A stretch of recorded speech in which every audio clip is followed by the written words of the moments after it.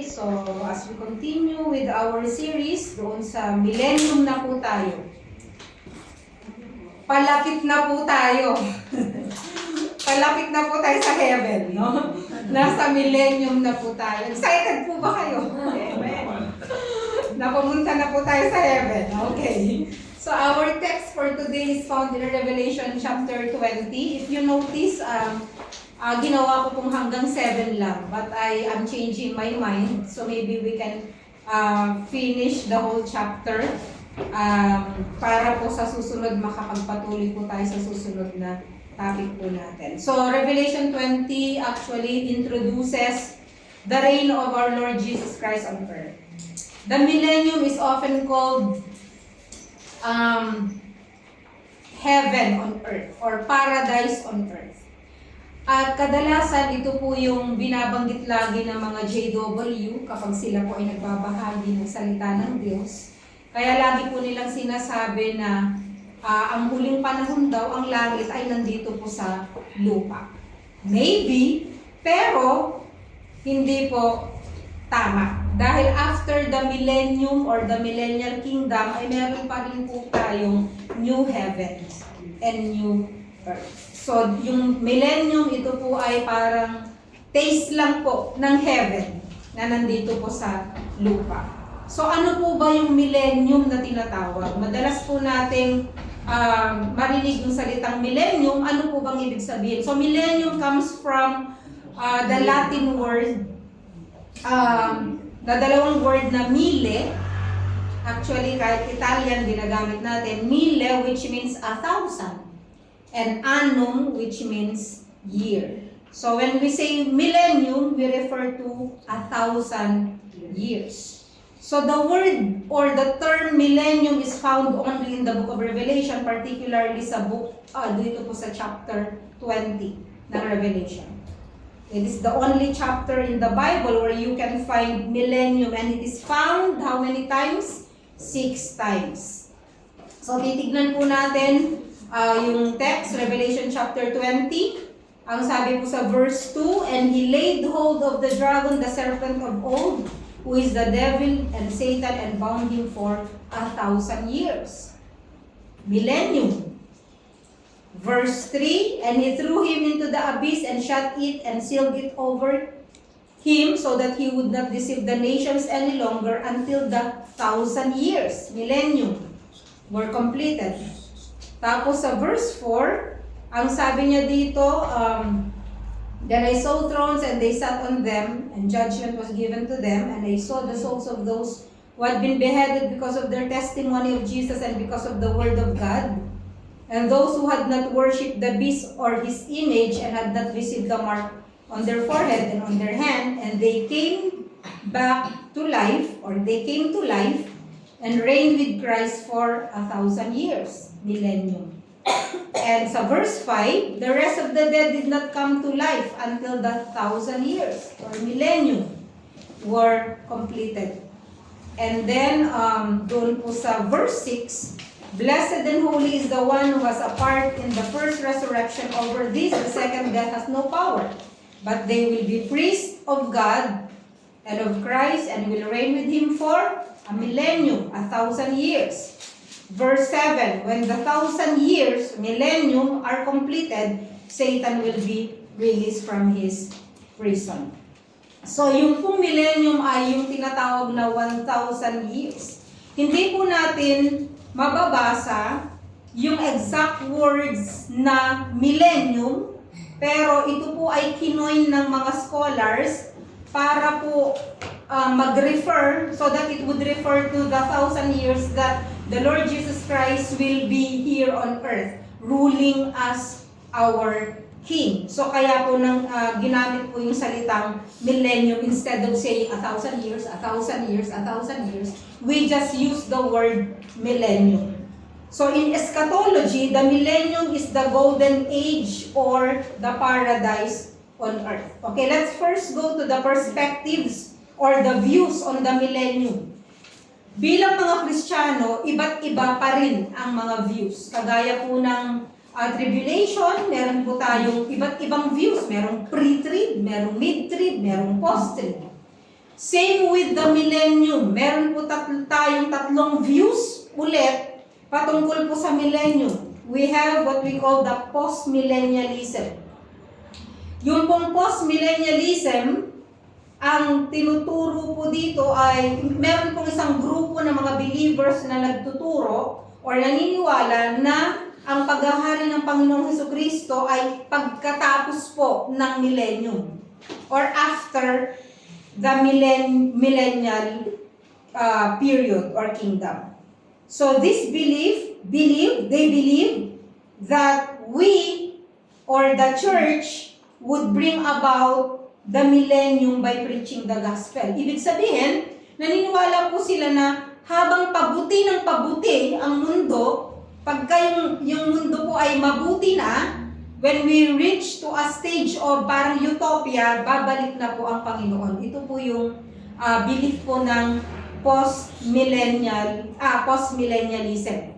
Kaya lang po itong belief na ito ay namatay po after World War I. Bakit? Kasi po na-realize nila na ang mundo ay hindi po pabuti ng pabuti. Ano pong nangyari? Ang mundo po ay pasama ng pasama. At hanggang ngayon, nakikita po natin, nararanasan po natin na ang mundo ay hindi pabuti ng pabuti. Kahit po tayo ay nananalangin, na bumuti ang mundo at nananalangin po tayo ng world peace, ito po ay bahagi pa rin talaga ng kalooban po ng Panginoon. Kaya nakikita po natin na ito pong post-millennial view ay hindi po talaga akma. Pangalawang view po ay yung tinatawag na amillennialism. Okay? Pag po nilagay natin yung letter A, when we put the prefix A or a before a word, it negates the word. Kagaya po ng theist. When you say theist, it means a person who believes in God. Pag nilagyan mo ng atheist, ibig sabihin, a person who does not believe in God. So, dito po sa amillennialism, naniniwala po sila na walang millennium. Na ang millennium po ay symbolic. And even the prophecies of Isaiah, kasi po yung book of Isaiah, dito nyo po makikita talaga yung pagdating ng Messiah, not only yung pagdating ng Messiah, kundi yung rule ng Messiah. And eventually, yun pong millennium, makikita po natin halos lahat doon po sa book of Isaiah. So, yung amillennialism or amillennialists believe that there is no literal reigning of the Lord Jesus Christ on earth. Jesus Christ is reigning in our hearts. And He is the King of our hearts. So, wala pong millennium na mangyayari dito sa mundo. According to this view, all is symbolic. Even the prophecies are symbolic. And it is not literal. So according to this view, the events in Revelation chapter 20 are happening right now. Sa tingin niyo po ba, nangyayari po ngayon? Okay. So the church is reigning already with Christ. Tayo po ay nagro-rule over our circumstances, over the evil of this world. We are ruling and reigning with Him. Ito po yung belief nila. So, they also believe that the church inherits the blessings that would be given to Israel. Nasa church na daw po. Ito po yung belief nila. And let us go to the third, which I believe is the accurate one. And of course, ito po yung belief na pinapaniwalaan ko personally at pinapaniwalaan ng karamihan po sa mga Kristiyano. Why? Because this is the oldest of the three views. Pinakamatandang view po ito. No? And it believes that there is the literal reigning of the Lord Jesus Christ for 1,000 years. And we as a church will rule and reign with Him. No? So, ganito po kasi yung timeline. No? Kung kayo ay nagte-take notes, ganito po yon. So, we have the Old Testament period, OT, and then there is the cross. Diba? Alam po natin yung cross, yung pagdating po ng Panginoon. At alam po natin na after the cross, no, ito po yung tinatawag na anong age? Church age. Okay, so we have the church age. And then meron tayong, kung nagno-notes kayo, maglagay kayo ng araw pataas at araw pababa. What is that? That is the rapture. Ang galing nyo talaga, no? So that is the rapture. And pagkatapos po nun, sino po yung mararapture? Yung saints, di ba? And then magre-resurrect po yung mga namatay na nauna sa atin from the time of the Pentecost. Okay? From the time of the church age, 7 years. Meron tayong 7 years tribulation period. Yung 7 years tribulation period, dito po yung event. Ito po yung event na nangyayari dito sa lupa. But at the same time, may events na nangyayari po sa langit, which is, after the rapture of the church, ano pong nangyayari doon? The judgment seat of Christ and the marriage supper of the Lamb, or the marriage of the Lamb. And after that po, pagkatapos ng 7 years tribulation period, ano pong nangyayari? Yung tinatawag pong millennium. So, nandito pa tayo sa millennium, or millennial kingdom. And after that, of course, we will move to eternity, and that is heaven. Okay? So, malapit na po tayong matapos. So, nandito po tayo ngayon sa millennium. Okay, after the perspectives or the views, let's go to the prophecies. There are different, or there are many prophecies regarding the millennial kingdom. No, the Old Testament prophecies, especially sa book of Isaiah, nabanggit ko na, sa Zechariah, Daniel, Micah, Nahum, Habakkuk, Joel, halos lahat, no? Or shall I say, lahat. No? Makikita mo sa Old Testament na nakaprophesy po yung millennial kingdom. But most especially, makikita mo siya sa book of Isaiah. Yung mga bits and pieces, makikita po natin dun sa minor prophets. No? So, the Old Testament prophesies that such a time is coming. Tignan po natin yung Zechariah chapter 14. If you have your Bibles, Zechariah chapter 14, 9 to 17. Zechariah chapter 14, 9 to 17.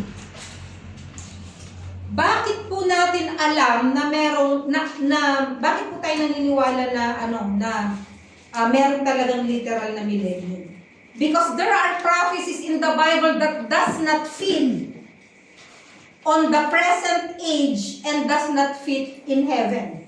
Ibig sabihin, nasan siya? Wala siya. Hindi siya nag-fit sa panahon ngayon at hindi rin siya mag-fit sa langit. That's why we believe that there is a millennium. At yung millennium na yon ay mangyayari dito sa lupa. No? Dito po sa Zechariah chapter 14, 9 to 17, mahaba lang po pero kailangan basahin natin. Ang sabi po dito, and the Lord will be king over all the earth. In that day, the Lord will be the only one, and His name the only one. All the land will be changed into a plain, from Geba to Rimmon, south of Jerusalem. But Jerusalem will rise and remain on its site, from Benjamin's gate as far as the place of the first gate to the corner gate, and from the tower of Hananel to the king's wine presses. People will live in it, and there will no longer be a curse, for Jerusalem will dwell in security. Now this will be the plague with which the Lord will strike all the peoples who have gone to war against Jerusalem. Their flesh will rot while they stand on their feet, and their eyes will rot in their sockets, and their tongue will rot in their mouth. It will come about in that day that a great panic from the Lord will fall on them, and they will seize one another's hand, and the hand of one will be lifted up against the hand of another. Judah also will fight at Jerusalem, and the wealth of all the surrounding nations will be gathered, gold and silver, and garments in great abundance.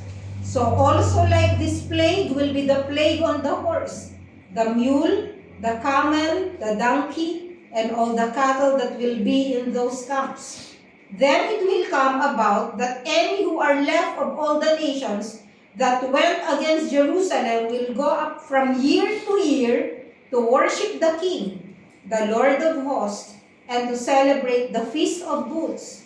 And it will be that whichever of the families of the earth does not go up to Jerusalem to worship the King, the Lord of hosts, there will be no rain on them. Okay. So dun po sa nabasa po natin, hindi pa po nangyari ito. Hindi pa po ito nangyari. And definitely, hindi po ito mangyayari sa langit. So kailan po mangyayari? Mangyayari po ito sa millennial kingdom. And of course, marami pong verses sa Bible na nagpapakita na meron pong millennium at tatalakayin po natin mamaya. But let's proceed to the third one, the purposes of the millennium. Bakit nga ba may millennium pa? Minsan yun ang tanong natin mga Kristiyano, hindi nyo po ba natanong to? Bakit hindi na lang pagkatapos ng rapture, pagkatapos ng tribulation, diretso na lang, langit na, para tapos na, happy ending na, di ba? Bakit kailangan pang may 1,000 years? Imagine nyo yun, ilang years yung 1,000, yung ilang centuries din yon, 10 centuries, yung 1,000 years? Bakit kailangan pang merong millennium? Sasagutin po natin. Why do we need a millennium? Number one, to reward the people of God. Kasama po yun. Although ang reward po natin na mga Kristiyano ay sa langit, sa millennium po matitikman na rin po natin yung ating reward. Okay? Old Testament and New Testament guarantees rewards to those who are faithful. Sa Isaiah chapter 40 verse 10, sabi dito, "Behold, the Lord God will come with might, with His arm ruling for Him." Remember, He is ruler. He is ruling. So He is king. "Behold, His reward is with Him, and His recompense before Him." May kasama po siyang reward. Sa Matthew chapter 25, verse 34, merong parable kasi doon. Pero let's concentrate on verse 34. Sabi dito, "Then the king will say to those on his right, 'Come, you who are blessed of my Father, inherit the kingdom prepared for you from the foundation of the world.'" What kingdom? Anong kingdom ang i-inherit po natin? Kingdom. No? Kaharian. Dito po sa lupa. Colossians chapter 3 verse 24, "Knowing that from the Lord you will receive the reward of the inheritance. It is the Lord Jesus Christ whom you serve." Okay, so at marami pa po tayong mga verses na nagpapakita na may rewards nga. Revelation 22 verse 12. Na nabanggit po last Sunday din, "Behold, I am coming quickly, and my reward is with me to render to every man according to what he has done." So I believe na hindi lang po yung reward sa millennium, kundi yung reward sa langit. So the Bible says that when we serve the Lord here on earth, now, habang tayo po ay nabubuhay as Christians, we will be rewarded when we get to the kingdom with an opportunity to serve the Lord. Alam mo, iba po yung pananaw natin sa reward, di ba? Kagaya na, ang reward natin sa mga amo, bakasyon. Diba? Pag nagtrabaho tayo, maganda yung trabaho natin, yung reward natin, magpe-ferye tayo. Diba? Reward yun eh. Yung magpe-ferye tayo. Pero sa kingdom of God, at sa millennium, ang reward po doon ay mag-work po tayo. We will serve the Lord. At meron siyang mga positions na ibibigay po sa atin, no? So yun yung reward doon. Yung sinasabi po dito na ang Lord ang ating pong King, ibig sabihin, He is our King. Dito po sa lupa, siya po ay maghahari, and we are going to reign with Him. Maghahari po tayong kasama niya, pero kasama po nun ay yung pagsuserve natin para po sa Kanya. Okay. So the Bible also says that we will come back with the Lord Jesus Christ. Di ba? Babalik tayo. Di ba magkaiba yung rapture at saka yung second coming? Doon sa rapture, anong nangyari? Tayo po ay kinuha. Okay?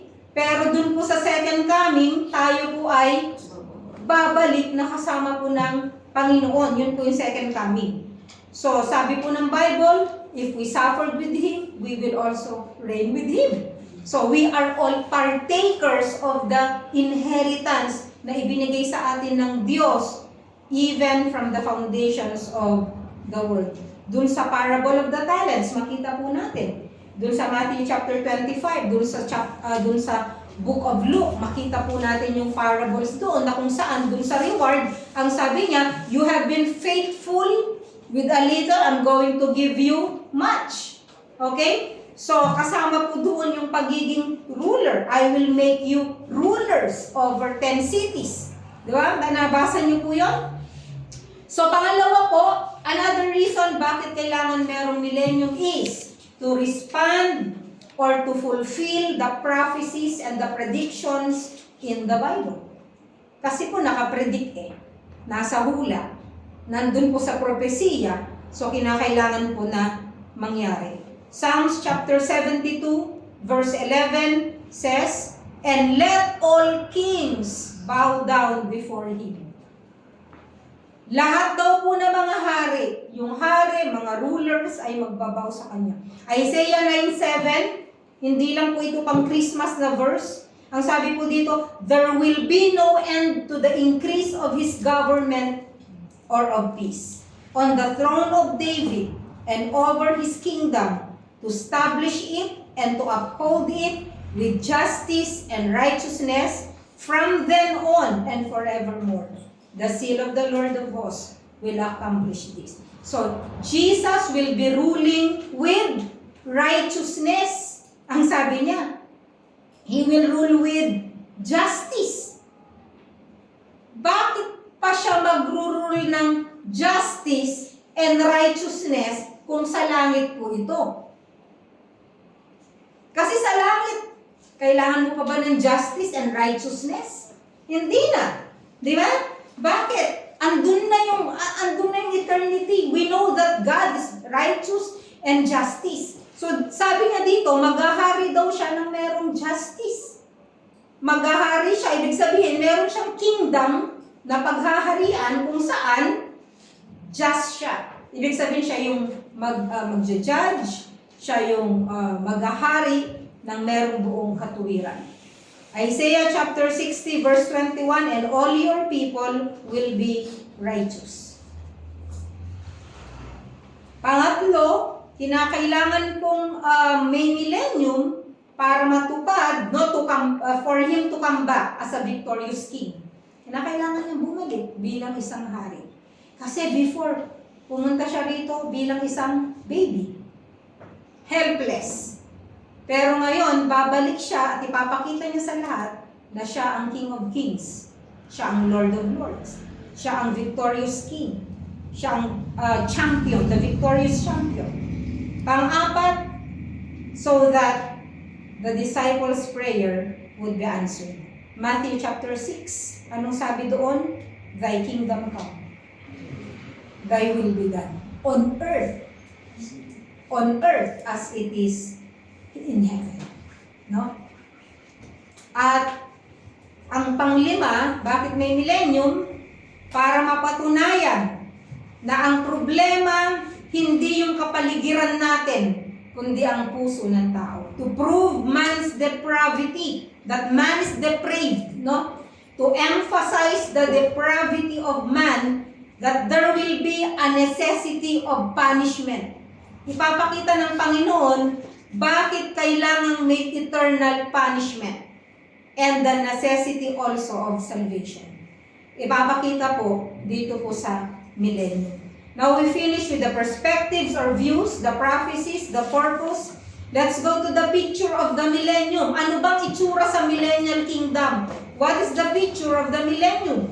Number one, it is a time of peace. Ito pong millennium na to, it is a time of peace. Lahat po ay payapa. Actually, hindi lang peace, kundi perfect peace.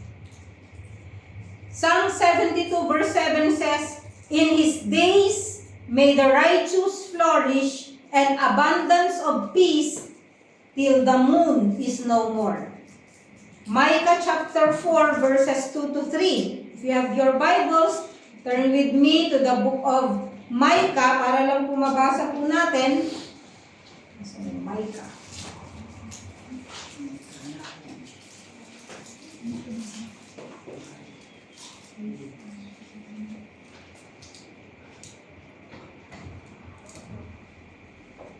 Micah chapter 4, verses 2 to 3. Ang sabi dito, many nations will come and say, come and let us go up to the mountain of the Lord and to the house of God of Jacob, that he may teach us about his ways, that we may walk in his paths.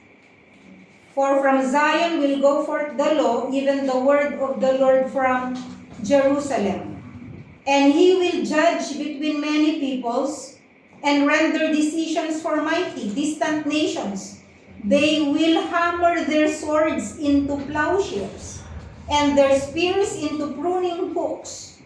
Nation will not lift up sword against nation, and never again will they train for war. Each of them will sit under his vine and under his fig tree, with no one to make them afraid, for the mouth of the Lord of hosts has spoken. Ano po nakikita niyo dito sa book of dito sa nabasa po natin? Ang sabi niya dito, they will beat their swords into plowshares, or they will hammer their swords into plowshares. Ano po ibig sabihin? Yung pong kanilang sword, tutunawin nila yan, gagawin na lang nilang pang-araro. Kasi hindi na kailangan ng sword. No? Yun po ibig sabihin. And their spears, yung mga sandata nila, patalim, into pruning hooks.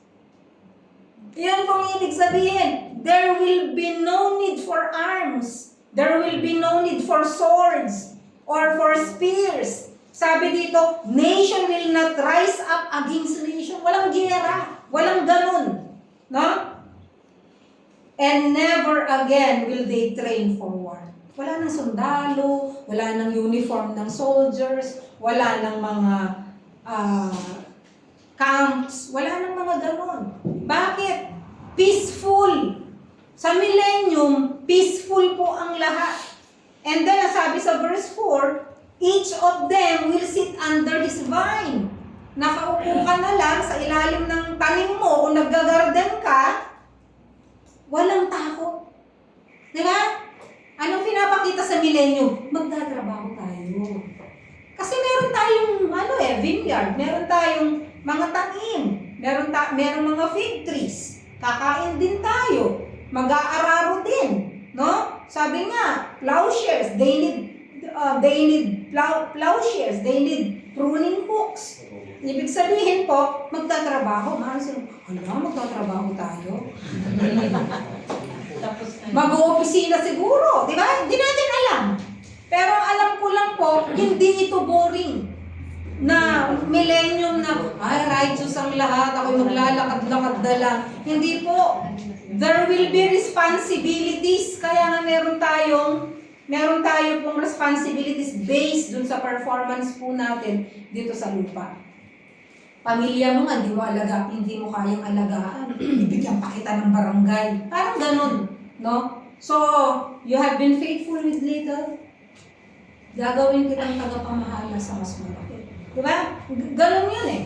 Or kung siguro nag-opisina ka dito, or gobernador ka dito, sabi ng Panginoon, mabuti kang gobernador sa lupa, mabuti kang mayor sa lupa. Gagawin kitang presidente doon ng isang nation. We don't know. No? Saan kaya ako mag-rule? Saan kaya tayo mag-rule? Siguro sa CR, ewan ko. Okay. So yun po ang pinapakita po dito. It is a time of peace. No? No more soldiers, no military camps, no weapons or armaments, walang mga missiles, walang ganun. Pangalawa, it will be a time of prosperity. Ezekiel chapter 34. Okay, tignan po natin Ezekiel chapter 34 verses 26 to 27.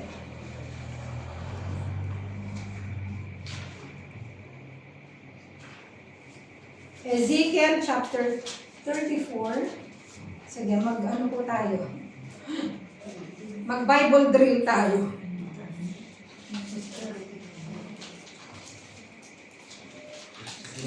Okay.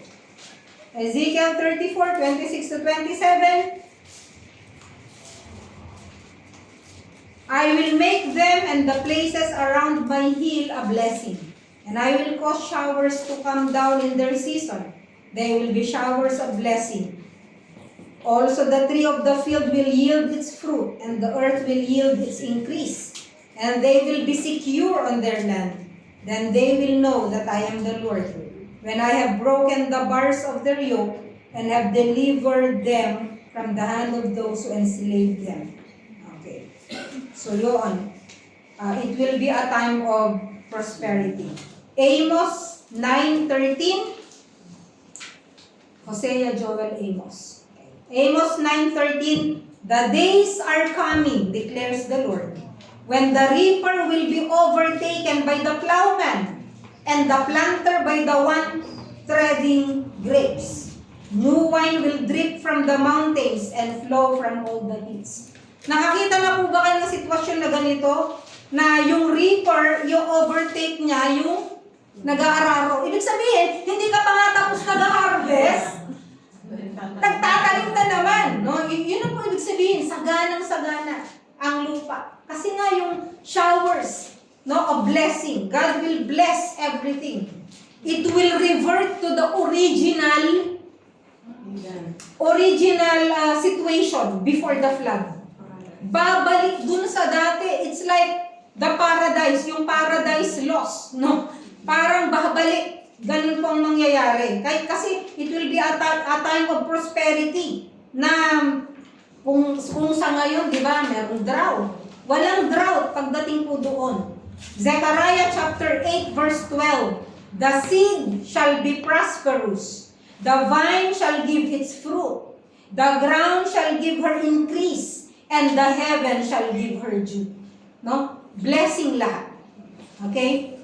Number 3, hindi lang po ito a time of peace, hindi lang siya time of prosperity, it will also be a time of purity. Isaiah chapter 11 verse 9, they shall not hurt nor destroy in all my holy mountain, for the earth shall be full of the knowledge of the Lord as the waters cover the sea.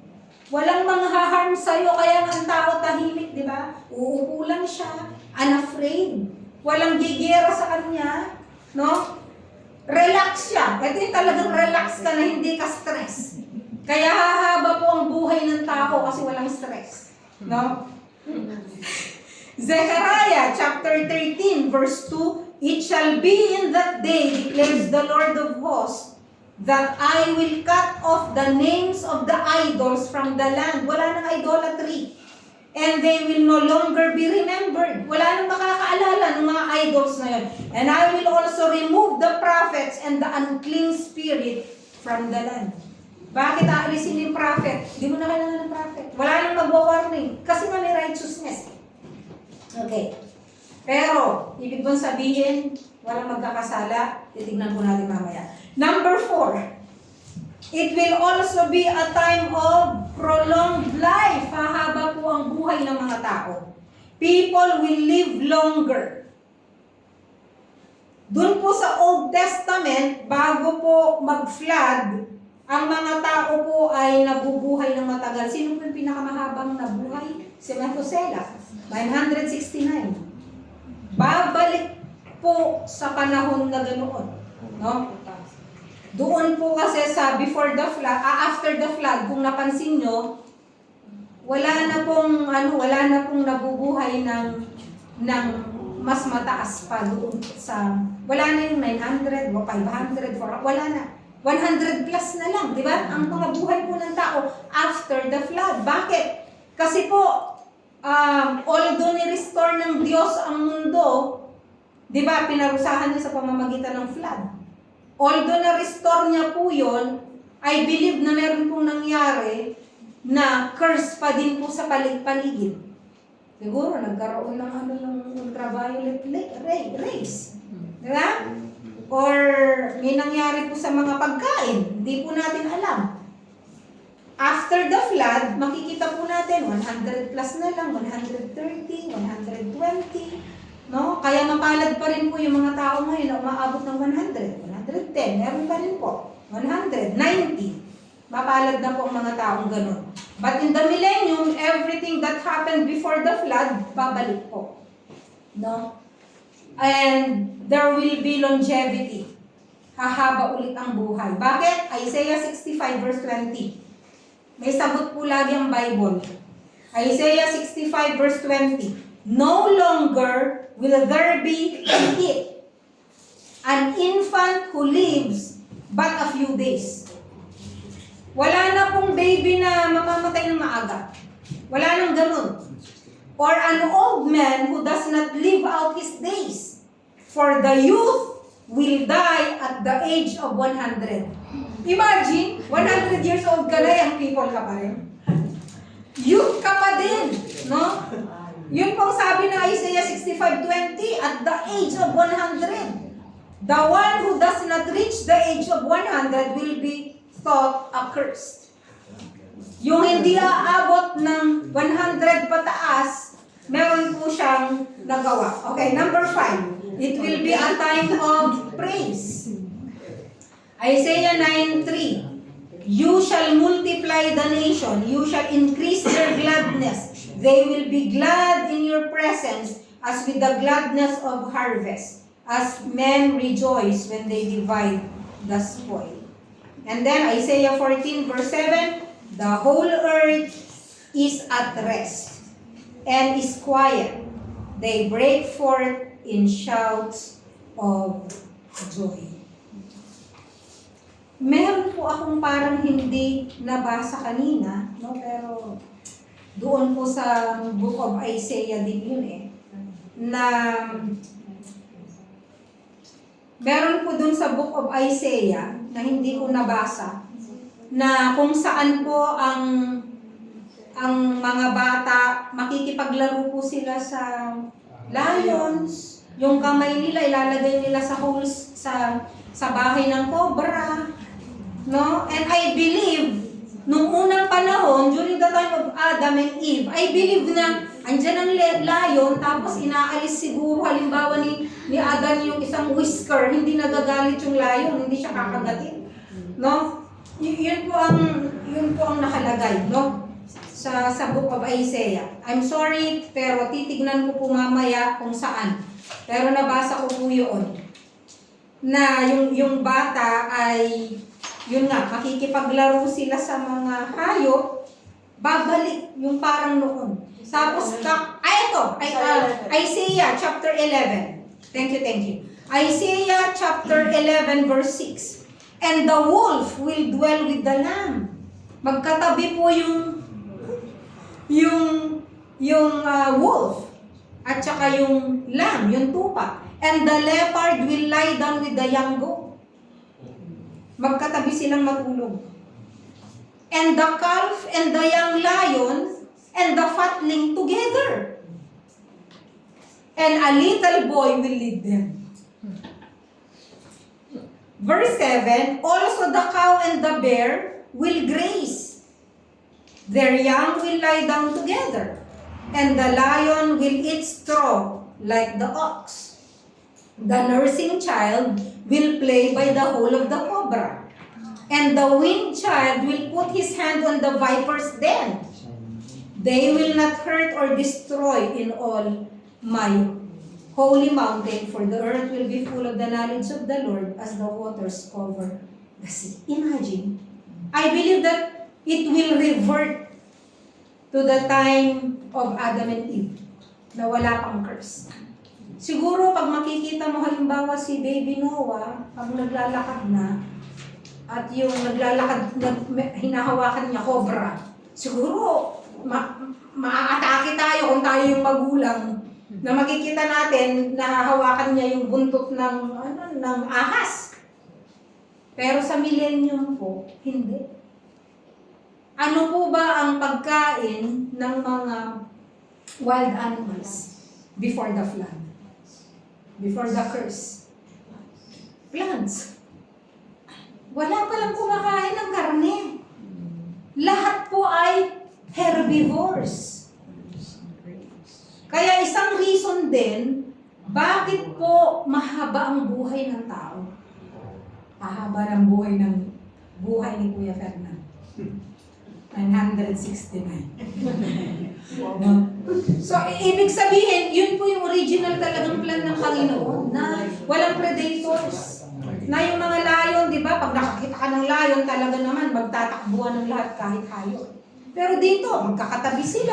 Kasama daw silang kakain ng dayami, straw eh. Kakain sila pareho, yung cow at saka yung lion, kakain sila pareho ng dayami. Hindi sila magkakainan sa isa't isa. Sa heaven ba to? No. Sa earth. Ngayon na ba to? Hindi. Hindi pa to nangyayari. Kaya hindi pwede yung sinasabi ng amillennialist na this is symbolic. I believe that it is reality. Okay. And of course, it will be a time of grace. Okay, punta po tayo sa participants. Last na lang. Participants. Sino po ba ang nandun? Talaga pong kasama po tayo. Kasi po, 4 ang participants eh. Number 1, our Savior Jesus Christ. Pangalawa, Satan. Pangatlo, saints. Pang-4, sinners. Okay? So, pag-aaralan po natin ito. Hindi ko po sinasabi na nandito silang lahat. Doon po sa millennial kingdom. But I just want to discuss. Number 1, of course, our Savior, Lord Jesus Christ. Ano pong gagawin niya? He will be reigning. He will be the King. Isaiah 9:6-7. Okay? For unto us a child is born, for unto us a child is given. And He will be, okay? Nakita po natin yung verse. And He will be ruling. Revelation 19:15. He will rule the world with rod of iron. Imagine mo, maghahari daw siya na may kamay na bakal. Okay? He will be ruling. He will be receiving all the glory and honor. Isaiah 40:5. And the glory of the Lord shall be revealed, and all flesh shall see it together. For the mouth of the Lord has spoken. Pangalawa, dun po sa si Satan. Okay? Dun po sa verses 1-3, ang sabi po ng Bible, then I saw an angel coming down from heaven, holding the key of the abyss, and a great chain in his hand. Remember the abyss? Naalala niyo po yung abyss? Nandun po yung nandun din po nakakulong yung mga malalakas na mga demons, if you remember. Okay? So, and he laid hold of the dragon. Sino yung dragon? The serpent of old. Who is the serpent of old? Who is the old serpent? Ibig sabihin, ang matanda na ito. Sabi niya, Satan. Who is the devil? And Satan. Andito lahat. Pinangalanan siya is the dragon, the serpent of old, the devil, and Satan. And bound him, tinali siya, tinanikala siya for 1,000 years. So during the millennium, tinanikala po siya at itinapon siya sa abyss. Bakit? Bakit siya tinanikala? Para sa ganon, he will not have an influence doon po sa millennium. Wala siyang influence doon sa, hindi siya makakagalaw. No? Kaya nga po minsan naririnig natin yung prayer na, I bind you, I bind you. Bind him? The Lord will bind him sa millennium. Pero habang nandito po ang world na to, He is the God of this world. At kasama yung kanyang mga kampon. Ang sabi dito, who is the devil and Satan, and bound him for 1,000 years, and he threw him into the abyss. Tinapon siya sa abyss and shut it. Shut it and sealed it. Sinil na siya over him so that he would not deceive the nations any longer. Ibig sabihin, wala siyang kinalaman or wala siyang magagawa doon po sa millennium. Well, hindi siya makakakilos. Hindi na siya makakapag-deceive ng nations. Kasi sa panahon na to ngayon, nakakapag-deceive siya eh. He is the father of lies. He is a liar and the father of lies. He is the God of this world. He can masquerade as an angel of light. Okay? Kaya nga nakakatakot eh. Kasi he can come to you na parang holy, pero sa kabila nun, siya pala ang nagmamasquerade as an angel of light. Ito po yung mga cults. Marami na po tayong mga cults at saka mga leaders. Di ba? Jim Jones. Bakit? Minsan iisipin mo sa mind mo eh. Bakit niya napapaniwala yung mga taong sumusunod sa kanya na uminom ng Kool-Aid na juice at magpakamatay na may cyanide? Para sa ganun, sabay-sabay daw silang pupunta ng langit. Bakit niya sila naniwala? It's because the devil deceived them. Ang mahirap, pag deceive ka, hindi mo alam na deceive ka. Deceive ka nga eh. Nalinlang ka eh. No? Anyway, wala na po siyang kapangyarihan pagdating ng millennium. Okay, punta po tayo dun sa verse sa huli. Until the 1,000 years were completed. Kaya lang, itatali siya 1,000 years lang. After these things, he must be released. Ito yung for a short time. Ito minsan ang tatanungin mo, bakit ang word dito ay must be? Sa translation nito, ang ibig niya sabihin, it is necessary. Kinakailangan siyang mapakawalan after ng 1,000 years. Ang sarap na nga ng buhay sa millennium. Bakit kailangan pang pakawalan? Tanong ko ni Sis Audrey to, pero wala siya ngayon. Tanong niya to eh. Sabi ko, sasagutin kita sa pag nag-preach ako. Sabi ko sa kanya, bakit kailangan pa? No? Okay. If you remember, mamaya ko na yan yata sasabihin, no? Okay. So, yun po ang mangyayari. Anong gagawin niya? He will be bound for 1,000 years. Kasi baka maligaw yung outline ko. He will be bound for 1,000 years. And number 2, he will deceive the nations. Doon po sa verse 8, makikita po natin sa verse 8, and he will come out to deceive the nations.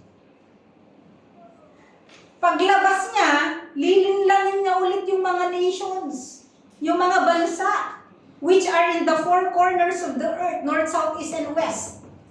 Gog and Magog. Bakit meron na naman ito? Ikukumpara sa kung ano ang nangyari noon. Do you remember anong nangyari noon? The Battle of Gog and Magog, and then which eventually led to the Battle of Armageddon. Okay. Mangyayari ulit. There will be, okay, ganito mangyayari. There will be a period of 1,000 years. Satan will be bound. He will be sealed and shut down in the abyss. But after 1,000 years, he must be released from the abyss. And when he will be released from the abyss, he will deceive again the nations. At pag na-deceive niya yung nations, there will be a final rebellion from the north, south, east, and west. Okay? Bakit mangyayari yun? Di ba righteous na tayo? Eto yun. Hindi tayo kasama doon. We are ruling. Do you remember that we will rule and reign with the Lord Jesus Christ? Okay. Lahat ng napugutan ng ulo, ang sabi dito sa verse 4, then I saw thrones and they sat on them and judgment was given to them. Kasama po tayo doon because we are ruling with the Lord Jesus Christ. And I saw the souls of those who have been beheaded because of their testimony. Naalala niyo po yung mga namatay? Okay? Ang mangyayari po kasi po tayong mga, paano ko explain? Tayo po kasing na-rapture or yung mga namatay na, pag-rapture, di ba mabubuhay tayong muli? Okay? Kung namatay ka, sa oras ng rapture, kung namatay kang prima, bago mag-rapture, mare-resurrect ka. Okay, do you get that? Mare-resurrect ka dun sa mismong rapture. But we don't call that resurrection. But anyway, many scholars say it is the first resurrection. Pero kasama kasi siya sa rapture eh. Dahil sa rapture, kinakailangan yung namatay noon at yung buhay pa ngayon, mag-meet sila together in the air so that we will be together with the Lord and then we will be judged. Diba? Ganun yun. Pero, yun pong mga namatay dito sa earth na napugutan ng ulo, sila po ay mabubuhay na muli. So, they will be resurrected. Pero ang tawag po ng Revelation doon ay first resurrection. Let's go to balikan nga natin. And I saw the souls of those who had been beheaded because of their testimony, yung mga hindi tumanggap ng tatak or mark of the beast, those who had not worshipped the beast or his image and had not received the mark on their forehead and on their hand, and they came to life. Mabubuhay po silang muli. Namatay sila, di ba? Mabubuhay po silang muli at kasama rin po sila na maghahari. We will reign also with them together with the Lord Jesus Christ for 1,000 years. Malinaw po yun ha. Yung mga naligtas pero namatay, kasama po silang magrurule with the Lord Jesus Christ. Eto po ngayon. There will be people na mag-e-enter po sila sa millennial kingdom na mga hindi namatay. Pero they receive the Lord Jesus Christ. They are saved. They receive the Lord Jesus Christ. Pero hindi sila namatay. They will come into the millennium with flesh and blood. Okay? Nag-gets yung ibig ko sabihin? Naligtas sila, okay, naiwan sila, pero nabigyan sila ng chance, nakakilala sila, hindi sila namatay, so hindi sila nag-resurrect, buhay sila. They will, if you remember sa earth ito, when Jesus Christ's feet will touch the Mount of Olives, mag-i-split, di ba, ang Jerusalem at mapapatag ang lahat, okay? Mag-iiba yung geography ng mundo. Do you remember that? Yung preach kong una, mag-iiba, no? Pero nasa lupa tayo. Yung mga mag-e-enter dito sa millennium na mga na-save, save po sila, walang problema sa kanila. But the problem is, during the 1,000 years na yon, they are going to multiply. And we know that righteousness is not inherited. Nakukuha niyo po ibig sabihin. Save po yung mga unang papasok sa millennium. But during the 1,000 years, kaya nga sabi ko, magtatrabaho tayo, normal na buhay. Okay? During the 1,000 years na ito, mag-multiply. May mga anak, meron kang ako, meron kang lahat. Pero, ang problema, hindi yung environment na, kaya gustong i-prove ng Lord, kaya nga may millennium. Kaya itinali si Satan to prove man's depravity. Na ang problema, hindi yung environment, kundi ang problema ay ang puso ng tao. Kasi kung mapapansin ninyo, flesh and blood silang pumunta dito sa millennium. No? Nag-multiply sila, 1,000 years yan eh. What do you expect? That's why, after the 1,000 years na to, Satan will be released. And of course, because of the hearts of the people, ano yan? There will be also seeking Jesus na yan. Gegerahin pa nila. To prove also, na kahit na anong gawin mo kay Satanas yan. You will give him a chance for 1,000 years, uulitin niya ulit. Patatawarin mo siya, uulitin niya ulit.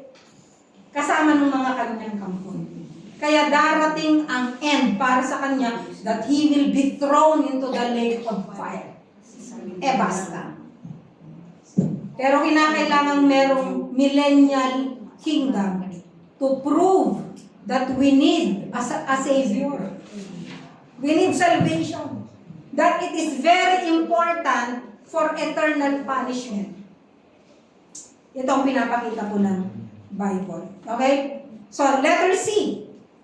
He will deceive the nations sa verse 8, verses 7 to 10, he will be judged.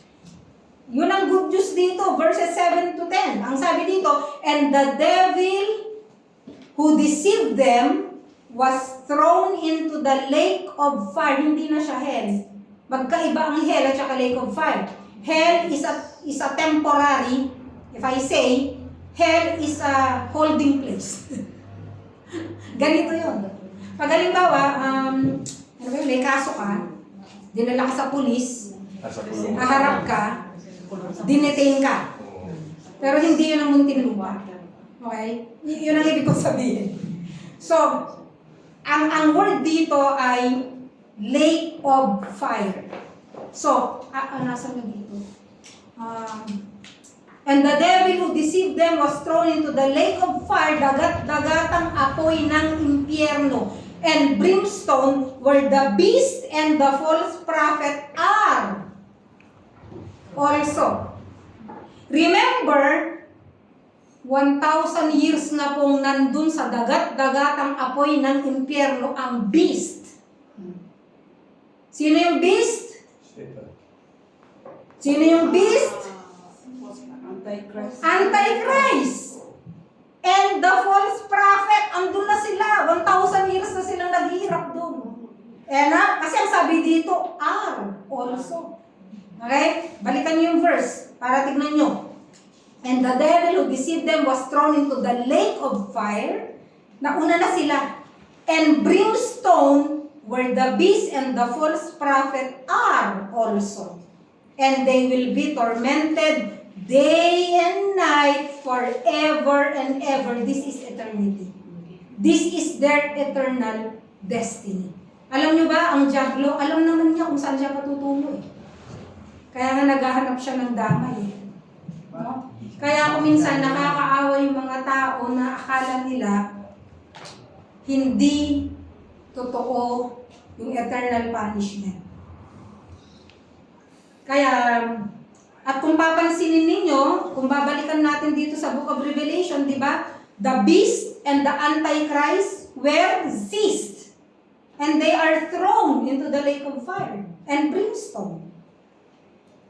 Kung if you patch all these things together, ganito yung kwento.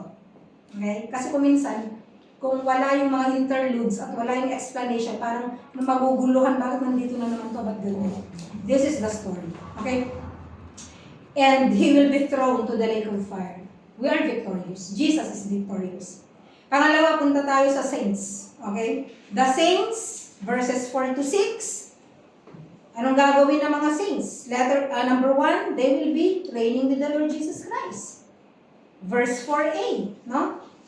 Ito ang good news dito, we will reign. All the saints of God, meaning all the believers, all the Christians, those who receive the Lord Jesus Christ from the day of Pentecost and the rapture, will reign with Jesus in the millennial kingdom. We will share in His glory and in His reign. Letter B, 4b, they will be resurrected. Ito po yung mga hindi tumanggap ng mark of the beast. Okay? They deserve it. Ang hirap kaya nun. Tayo, tumanggap tayo sa Lord. Before the tribulation, ligtas tayo. Pero sila naman kasi eh. Diba? Okay.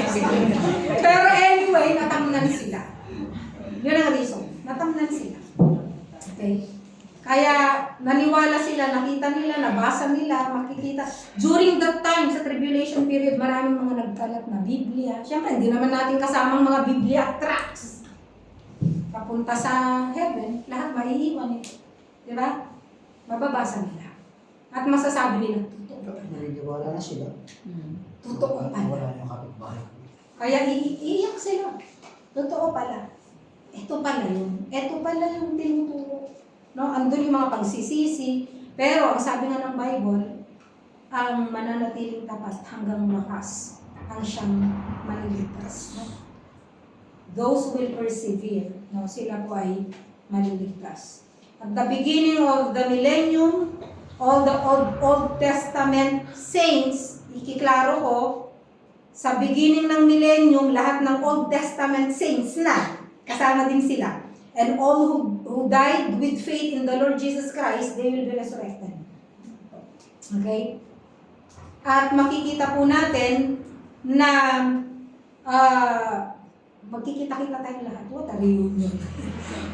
Kaya nga dun sa John chapter 8 verse 56, sabi ni Jesus Christ, Abraham saw his day. Abraham saw this day, no? And was glad. Alam ni Abraham din to, na darating ang panahon na ganito. Okay. And foresee, they will be received. Okay, dito sa huli, sabi niya, they came to life and reigned with Christ for 1,000 years. Okay?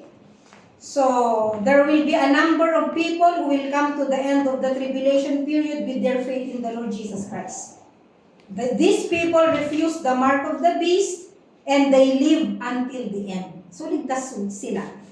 Some will be Jews also, and some will be Gentiles. Halo-halo na. But they will all enter into the kingdom of the Lord Jesus Christ. So this is pictured for us in Matthew chapter 25, 31 to 46. Ito yung judgment of the nations na tinatawag. Jesus will honor the faith of those who trusted in Him, and He will receive them into His kingdom. No? And those who live to the end of the tribulation and did not place their faith in the Lord Jesus Christ. Anong sabi ng verse 5? The rest of the dead did not come to life. Nakita nyo? Ang magre-resurrect lang yung mga Old Testament saints at saka yung mga hindi nagpahugot na namatay. Okay? But the rest of the dead who did not come to life until the 1,000 years were completed. This is the first resurrection. Ang first resurrection, ito yung nabungar, ito yung nag-resurrect. Nabuhay na muli. Ayun. Nabuhay na muli yung mga patay. Yun yung first resurrection. Kaya ako pinagsasama yung mga na-resurrect na nag-rapture at saka itong resurrect. Kasi ito po yung tinutukoy eh. Kasi kung bibilangin po natin yung resurrections, parang bibilangin natin 3. Una, dun sa rapture. Pangalawa, ito, yung mga Old Testament at saka yung mga napugutan. Pangatlo, yung mga wala kay Kristo. Pero, kinaklasify ko lang po ito sa 2. Kasi sinasabi ng Bible, 2. Blessed, sabi niya, this is the first resurrection. Referring to those who came alive. No? They came to life and reigned with Christ. Sabi sa verse 6, blessed and holy is the one who has a part in the first resurrection. Over this, the second death has no power. Papalad daw yung mga nabuhay na mag-uli dun sa first resurrection. Sino yun? Yung mga Old Testament saints at saka yung mga namatay na hindi nagtumanggap ng mark of the beast at yung mga nagpapugot para sa kanilang pananampalataya sa Panginoon. So, ang ibig sabihin, hindi po mabubuhay yung mga sinners. Hindi po sila kasama. Kasi sabi dito, the rest of the dead did not come to life until the 1,000 years were completed. After ng 1,000 years or after the millennium, dun pa lang po mabubuhay yung mga sinners. Ayan, sana po maging malinaw po sa atin. Kaya pupunta na po tayo sa pang-4, sinners. Na-advance ko lang. Will there be sinners during the millennium? Yes, there will be none who enter the millennium. Wala pong mga sinners na mag-enter sa millennium. Okay? Nililinaw ko po yun kasi saved po sila. Pero, habang 1,000 years, lilipas po yan, no? Sabi dito, after 1,000 years, no? All the Jews and the Gentiles, di ba sabi ko mga Jews or Gentiles po yung mga masising. Pero manganganak sila, mag-multiply sila, out of the tribulation, no? Dahil galing po sila sa tribulation nga, flesh and blood sila. Walang nangyari sa katawan nila. Hindi sila glorified body kasi di naman sila na-rapture eh. Okay? Hindi sila glorified body. Flesh and blood po sila. These people are saved but their offsprings will be born and yung iba po ay hindi po iba. Ang tao ay may sinful nature pa rin. Okay? Yun nga lang, ang advantage dito, Satan's influence will not be there. Meno.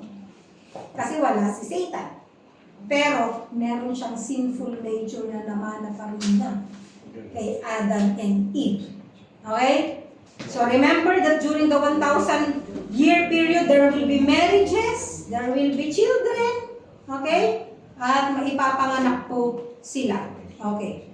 And then, sabi sa verse 7, dun sa verse 7, when the 1,000 years are completed, Satan will be released from the prison. Okay? Babalik ulit siya. So, there will be a final rebellion, kagaya ng nasabi ko, pero it will not last long. Bakit? Kasi ang sabi ng Bible, Jesus will rule with a rod of iron. Pag nagkamali, judgment agad. Okay? The Bible says our Lord will rule with a rod of iron. It means there's immediate justice based upon the holy reign of King Jesus. Okay? So yun po ang millennium. Ito po yung kadalasang question na natatanggap ko. Will believers today be on earth for the millennium? Oo, Revelation chapter 20 verse 4. Malinaw yun, di ba? Nabasa na natin. Number 2, will there be conflict in the millennium? Wala. Micah chapter 4 verse 4, yung binasa natin, walang giyera po doon.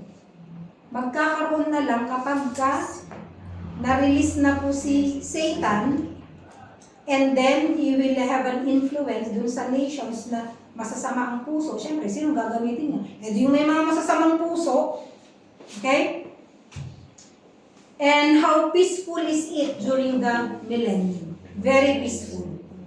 Isaiah chapter 2 verse 4, yung binasa ko, na hindi na nila kakailanganin ng mga sandata, gagawin na lang nilang pangplaw, pagtanim, pruning hooks.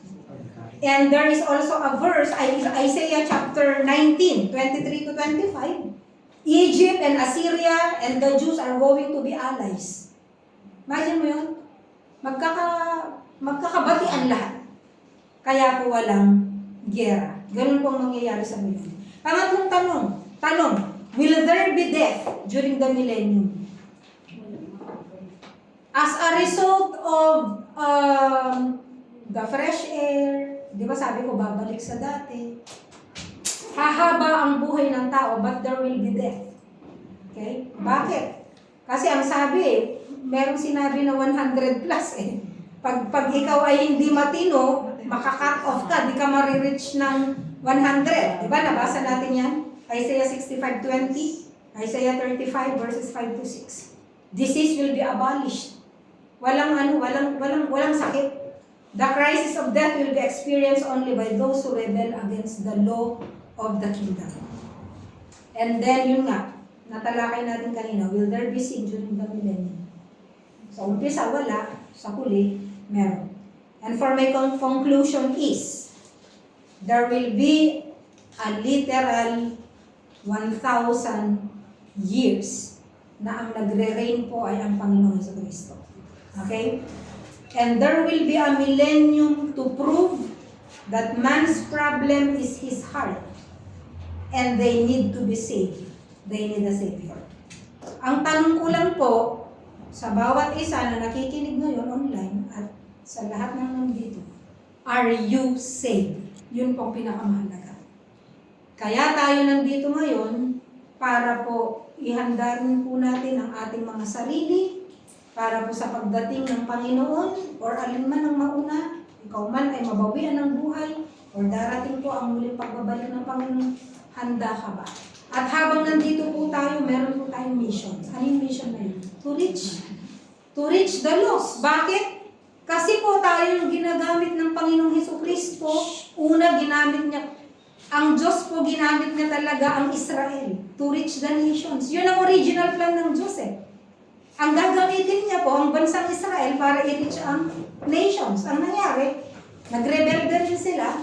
Ano nangyari? Tinalikuran si Jesus Christ. Anong ginawa ng Panginoon? Ginamit niya tayo, mga Gentiles. Yun ang reality. Ginamit niya tayo mga Gentiles. And we are so blessed. Kasi tayo mga Gentiles na na-save. We are the church. At bago siya umakyat sa langit, namatay muna siya sa krus ng Kalbaryo para sa kasalanan ng lahat. And then, bago po siya pumunta sa langit, iniwan niya po ang commission sa atin. Go ye therefore and make disciples of all nations, baptizing them in the name of the Father, the Son, and the Holy Spirit. And I will be with you until the end of age. Yun po ang mission natin. Yun ang reason kung bakit po tayo nandito. Na hindi pa tayo kinukuha ng Panginoon. It is our mission. Okay? So dapat po magpagamit po tayo sa Panginoon. Ano man ang meron ka ngayon, binigay ng Diyos. Your time, your talent, yung treasure, kaya niya pinamanage yan sa atin para puhunan natin, para yung mga taong wala sa Kanya ay madala natin at mailigtas natin so that we can snatch them out of the fire of the lake of fire. Yun lang po, yun ang kwento ng buhay po natin. At pagkatapos po ng millennium na to, sa Sunday will be the great white throne judgment. Revelation chapter 20, verses 11 to 15. Ito po yung topic natin, the great white throne judgment. And after that, Revelation chapter 21, the new heaven and the new earth. Meron na pong heaven, but the Bible says there will be new heaven and new earth. Kaya nga sabi ganun sa Isaiah, no eye has seen what God has prepared. We cannot imagine what God has prepared for those whose trust and faith is in Him. Hindi natin ma-imagine ano yung reward. Yung salvation natin is reward. It's a gift. It's a gift. Hindi natin pinagtrabahuan. It's a gift. Yung salvation. But sabi ng Bible, siguro na-imagine natin ang langit ay ganito kasi sinasabi sa Bible, heaven is like this and like that. But the Bible says we cannot imagine what He has prepared for us, for those who trust in Him. At lahat ng sumunod sa Kanya. Tayo po'y manalangin. Sa oras na ito, meron po sa ating kalagitnaan, meron po naka-online na hindi sigurado kung meron pong relasyon, kung meron kayong relasyon sa Panginoon Hesus Kristo. As Lord and Savior, I would like to invite you in a simple prayer of surrender. Surrender to the King of Kings and to the Lord of Lords. To repent from sins. I-surrender mo ano man yung nasa puso. Ipasiyasat mo sa Lord ang iyong puso kasi ang sabi ng Jeremiah, the heart is deceitful above all things. Maaaring sinasabi mo sa puso, sa sarili mo na okay ako, mabuti naman akong tao, I believe that I am saved because I am good. No, hindi yun ang makakasave sa'yo. Ipasiyasat mo sa Diyos ang iyong puso. If there is an unforgiveness in your heart, if there is bitterness in your heart, kung meron kang isang buhay na hindi completely surrendered to the Lord Jesus Christ, kung hindi siya Lord ng isang area ng iyong buhay, you have to surrender to the King Jesus. You have to surrender to Him now para sa ganun, wala kang pagsisisihan. Ito yung prayer. Sumunod ka na mayroon pa ng paglalaya sa iyong puso. Panginoong Hesus Kristo, sa oras pong ito, narinig ko pong mga salita. Kinikilala ko po ang aking sarili na isang makasalanan. Punong-puno po ako ng kasalanan, ng galit, hinanakit, sama ng loob, idolatry, unfaithfulness, adultery, fornication, stubbornness. Lahat po ng maruruming bagay ay nasa aking puso. Siyasatin niyo po ang aking puso sa oras na ito. Kinikilala ko po na akong nagkasala at humihingi po ako ng kapatawaran at hinihingi ko po ang inyong biyaya na makapamuhay ng bago, na meron pong bagong katauhan, na meron pong bagong sinusunod at kayo po yung Panginoon Hesus Kristo. Sulat niyo po ang aking pangalan sa aklat ng buhay. Salamat po sa kapatawaran. Salamat po sa paglilinis. at sa buhay na walang hanggan na inyong pinangako. Sa lahat ng nagtitiwala sa inyo. Sa pangalan ni Jesus, pangalan na lang. Amen. Shall we pray? Panginoon, salamat po sa inyo pong kabutihan, nakamanghang pag-ibig, katapatan, sa inyo pong walang sawang pangungusap, pagliligtas, pagbibigay ng pangalawa, pangatlo, at maraming chance para po sa amin. Panginoon, tulungan niyo po kami na makapamuhay ng may kabanalan, meron pong katuwiran, at maging handa sa lahat po ng panahon sa inyo pong pagbabalik. Marami pong salamat sa pangalan ni Jesus. Amen.